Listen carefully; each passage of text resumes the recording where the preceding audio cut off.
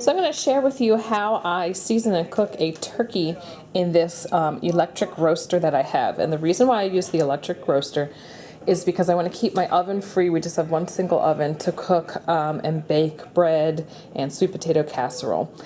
So the one thing that will not happen in this electric roaster is you will not get crispy skin, because when you put the lid on top, all the juices come up and then drip down on it. So it's kind of like self-basting, but then your skin will be moist and tender. It will not be crispy. So you will not get that in this. I guess you could possibly try some aluminum foil, but I'm not a skin person, so it doesn't matter to me.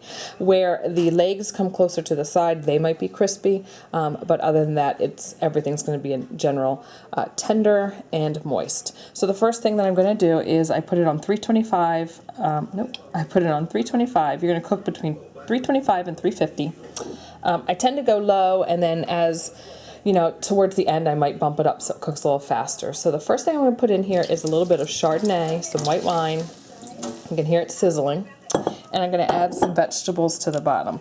This is because I use this liquid to turn into my gravy. So I want to season that liquid.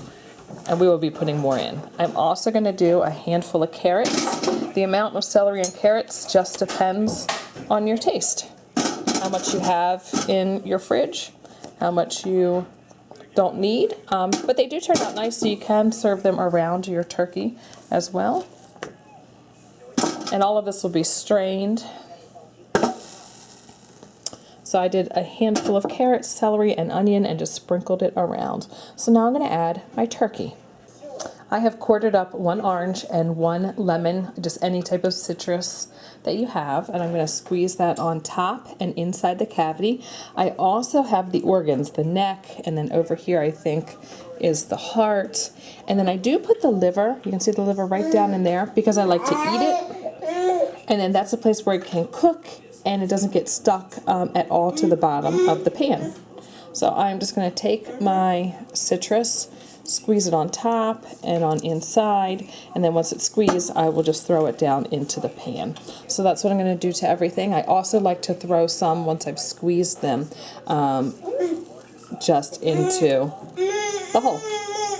Now I'm ready to season the turkey, and I'm going to show you the seasonings I use. I'm going to stick them in this bowl.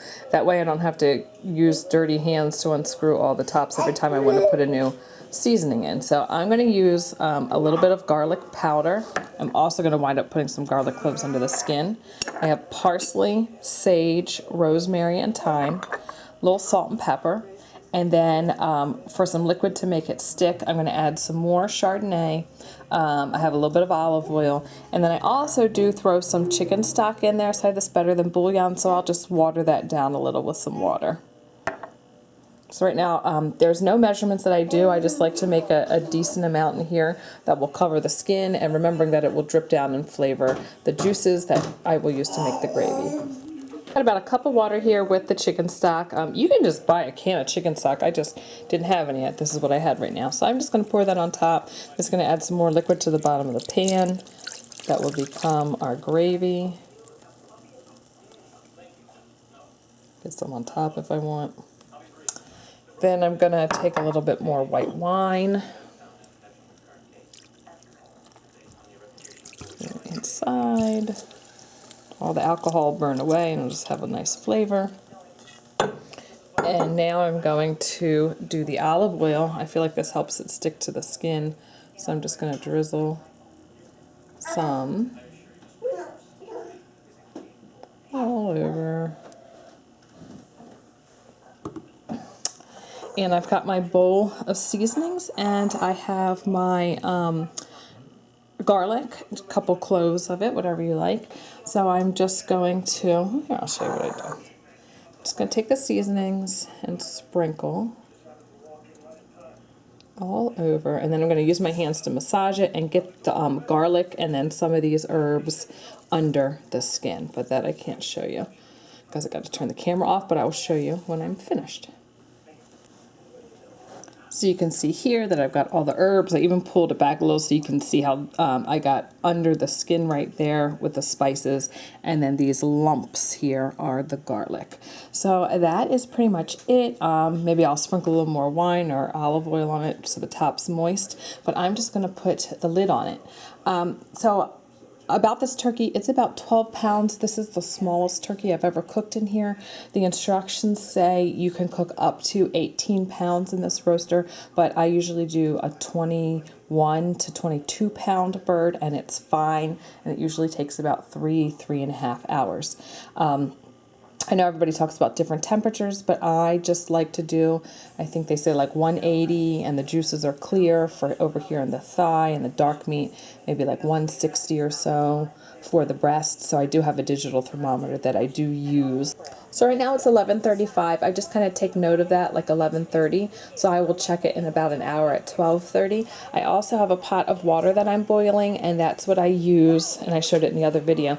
That's what I use once I've cleaned all this out. I like to pour it in the bowl that I defrosted in. I like to pour it in the kitchen sink because I feel like it sanitizes everything. Plus it helps get that turkey grease, that, you know, chicken turkey grease from the skin that gets on everything and makes stuff slimy.